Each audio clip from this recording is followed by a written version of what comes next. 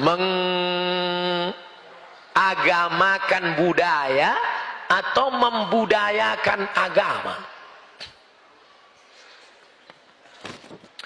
Ada budaya itu adalah hasil cipta karya karsa manusia. Kita sepakat dengan itu? Di Mesir ada budaya menghanyutkan anak gadis ke Sungai Nil. Ustadz datang. Nggak, saya kira ada pengajian lagi, itu Ustadz yang kedua. Belum. Oke, saya jawab. Kalau datang suruh tunggu di luar. Datang.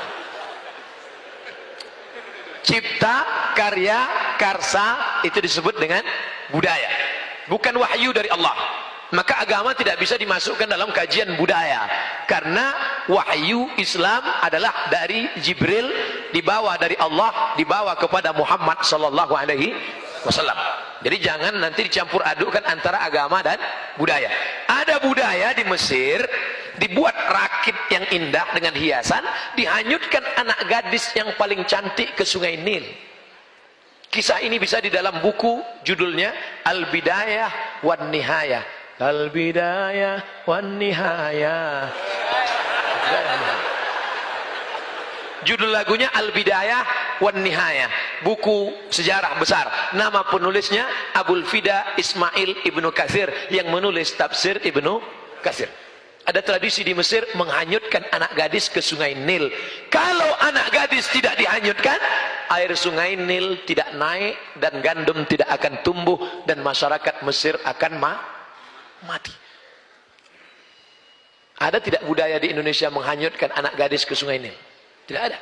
Di tempat kita menghanyutkan kepala kerbau, kepala kambing, karena jin di tempat kita itu seleranya rendah. Kepala kambing. Kalau Mesir nah, kambing nggak laku kambing. Kami maunya anak gadis, kata dia. Keren jin-jin Mesir itu. Maka gubernur Mesir waktu itu namanya Amr bin As. Siapa namanya?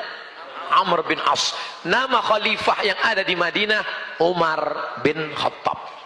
Harus jelas. Nama gubernurnya Amr, nama khalifahnya Umar. Jangan nanti pas pulang cerita terbalik. Nama gubernurnya Umar, nama khalifahnya Amr. Amr bin As kirim surat.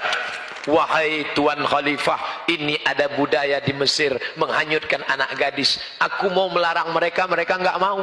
Karena kalau tidak dihanyutkan, Sungai Nil tidak akan naik. Dan kalau Sungai Nil tidak naik, gandum akan tidak tumbuh. Kalau tidak tumbuh, orang Mesir akan mati. Unjuk rasa besar-besaran.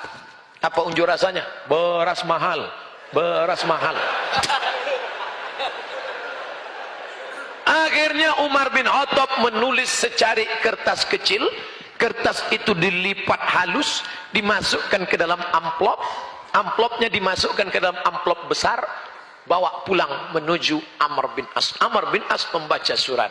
Wahai Amr bin As, hanyutkan amplop kecil ini ke Sungai Nil. Amr bin As penasaran, isinya apa? Dia buka. Dia buka isinya. Ya Nahran Nil, wahai Sungai Nil, min Abdillah. Dia tidak bawa nama-nama khalifah. Wahai Sungai Nil, dari hamba Allah Umar bin Khattab. In kunta tajri min qibalillah fajri. Kalau kau mengalir karena Allah, mengalirlah. Wa in kunta tajri min qibalillah fala tajri. Kalau kau mengalir karena dirimu, tak usah kau mengalir sampai hari kiamat. Dimasukkan lagi amplop kecil, dicampakkan ke Sungai Nil di waktu malam. Besok pagi naik air Sungai Nil ke atas. Sejak itu dihilangkan budaya menghanyutkan anak gadis ke Sungai Nil. Sekarang pertanyaannya, agama mengikut budaya atau budaya itu dijadikan agama? Agama Islam menghapuskan budaya yang bertentangan dengan syariat Islam. Di Riau, tempat saya, kampung halaman saya, ada tradisi menanam kepala kambing untuk membuka hutan. Hai segala hantu setan penjaga hutan, ini kepala kambing, makan, makan. Datang mufti kerajaan Siak Sri Indrapura, kerajaan Melayu Islam, tahun 1723. Sultan terakhirnya Sultan Syarif Kasim menyerahkan kedaulatan kepada Presiden Soekarno 1946 di Jogja. Jakarta. Kami mengikut Indonesia 1946. Kami paling cinta NKRI. 11 juta gulden disumbangkan sultan kami untuk mengikut negara kesatuan Republik Indonesia. Allahu Akbar. Muftinya berfatwa tidak boleh menanam kepala kambing ke dalam tanah untuk sesajen. Dihapuskan budaya itu. Makanya yang ditanam hanya darah kambing saja, karena darah kambing haram dimakan. Darah nggak boleh. Darahnya masuk ke tanah, lalu masyarakat bertanya, Kiai, Ustaz, darahnya buang karena najis. Kepalanya antar ke rumah saya.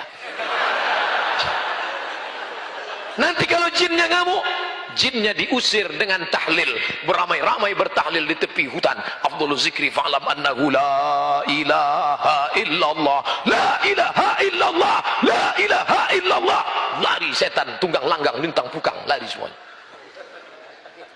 Makanya setiap ada pengajian, saya kalau pengajian di kampung ada acara akikah, walimah, pasti dikasih kepala kambing.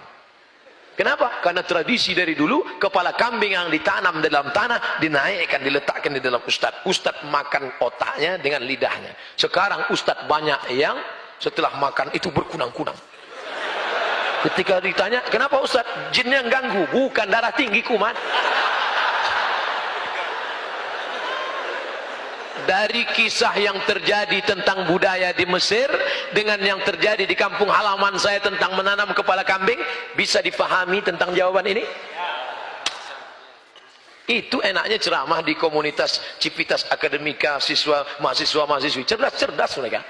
Yang nggak paham pun nganggu.